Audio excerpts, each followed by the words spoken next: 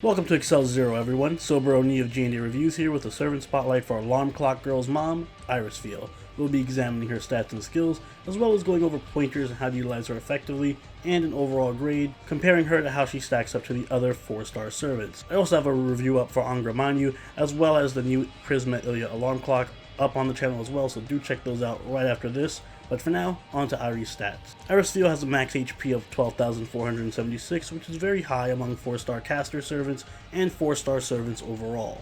Her max attack of 8,237, however, is on the lower half of the 4-star casters and 4 stars in general. When you factor in the 0.9 times caster damage modifier, her attack effectively becomes 7,413, which is common among 3 stars. Taking a look at her skills, her first skill is Sacrificial Resolve rank A, which increases healing effectiveness for 1 turn between 30 to 50% depending on level. Her second skill is Child of Nature rank A, which gives her invincibility for 1 turn and increases her NP gain between 20 to 30% for 3 turns depending on level. And finally, her last skill is Magical Healing rank A, which restores an ally's HP between 2,000 to 3,000 depending on level. Her passives are Territory Creation rank B, which increases Arts Card effectiveness by 8%, and Core of the Goddess rank C, which increases her damage by 200 and increases her debuff resist by 20%. Taking a look at her deck and Noble Phantasm, she has an Arts deck with Quick Arts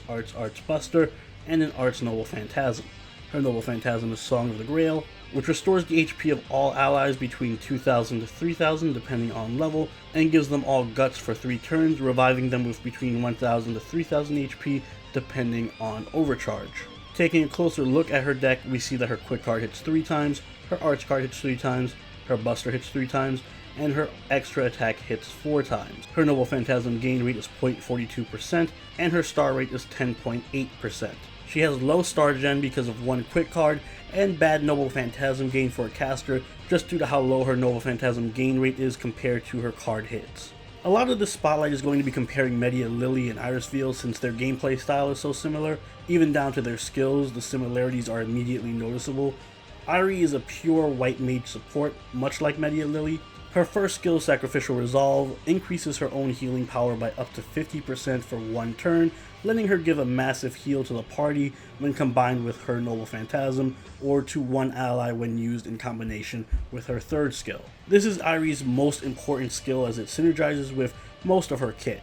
Her third skill, Magical Healing, of course works very well with it, but overall it's just a decent targetable heal.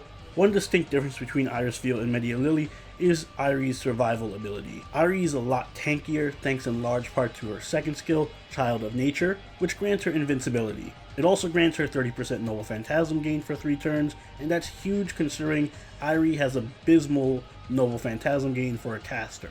Outside of her arts chain, it's difficult for Irie to charge her Noble Phantasm sufficiently without relying on this skill. But still, you should prioritize maxing Sacrificial Resolve first for the cooldown reduction and synergy, followed by Child of Nature for the Noble Phantasm gain and the lower cooldown on the invincibility, and finally Magical Healing as it's just a basic heal.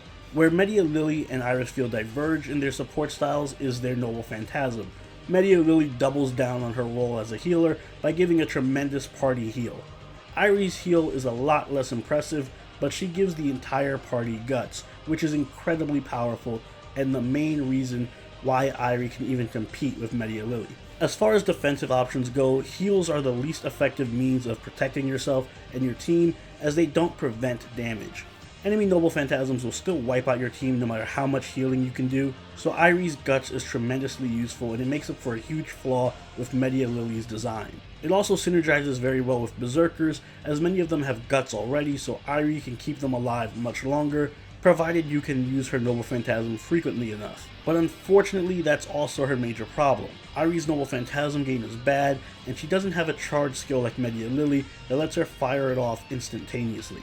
To compound this, Irie has very long cooldowns, so after using her Noble Phantasm, Irie's pretty much a sitting duck, and the support she can give is extremely limited until her long cooldowns are up, or she charges her Noble Phantasm again, making her far less viable outside of an arts team, something Medea Lily doesn't suffer from as much.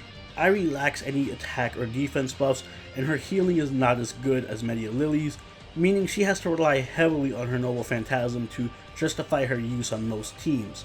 Thankfully, team-wide Guts is so powerful it's often enough to justify her position, and on Art Stall teams specifically, Irie can be a very strong servant combining her Guts, healing, and invincibility, and she can become practically invincible.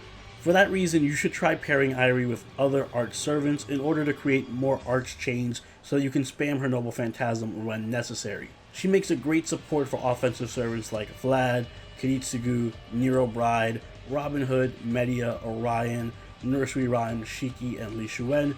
If you want to use her on a stall team, then she's a great complement to Waver, Hans, Tamamo, Medea Lily, Mosh, George, Jean, and Nero. She can provide some support to Buster servants and Berserkers as well, like Gil, Rama, Herc, Ku Alter, and Jean Alter, and pretty much any other Berserker or heavy offensive servant. But do keep in mind she won't be able to Noble Phantasm spam as efficiently in such a team. Her Bondcraft Essence is Dress of Heaven. It increases her healing ability by 30%. This is perfect for her, especially in stall teams, and I highly recommend using this if you have it. Otherwise, Gentle Affection is a great substitute for it, and aside from that, Prisma Cosmos and Divine Banquet are great for making up for her bad Noble Phantasm gain, especially in non-arts teams. Finally, 2030 and Kaleidoscope aren't bad, 2030 for more utility when supporting crit servants, and Kaleidoscope if you want to lead off a battle with Guts very quickly. Overall, despite similar skills in Noble Phantasms, Irie is quite different from Medea Lily. She's much tankier than most supports, her Noble Phantasm itself is one of the best support abilities in the game, and can be easily abused, and she also provides very strong healing, making her capable of single-handedly supporting a whole team. On the downside though, her Noble Phantasm is hard to spam outside of an arts team, limiting her versatility. Her cooldowns are excessively long, and outside of her Noble Phantasm, she just doesn't offer much, whereas most supports, Medea Lily included, have strong skill sets they can utilize while their Noble Phantasms are down. It is also worth noting that Irie lacks debuff removal, which is integral to a lot of late game challenge quests, but overall when it comes to usability, her and Medea Lily rank the same in my book, so Irie gets a B- from me as well. Irie and Medea Lily actually complement each other well, since they make up for the weaknesses of each other in a lot of respects, but who you use comes down more to the situation. In case of healing and debuff removal, obviously Medea Lily is best, but for general survival, Irie tends to do a lot better. If you don't have Medea Lily, Irie makes for a great substitute and is more than capable as a support. And those are my thoughts on Irisviel. Ultimately, pure healing supports are a little niche, really only being necessary on stall teams. For the most part, a well-rounded support who can offer buffs and heals is far better, but let me know what you think in the comments below. And please check out the Angra Mainyu and Prisma Ilya Alarm spotlights I have on the channel, both linked in the description and on screen right now. And don't forget to leave a like if you enjoyed the video, and consider subscribing if you really enjoyed the video. Join the party over our Discord, chill with us on Twitch, and follow us on Twitter. And I'll see you all in the next spotlight. Soberoni out. Later.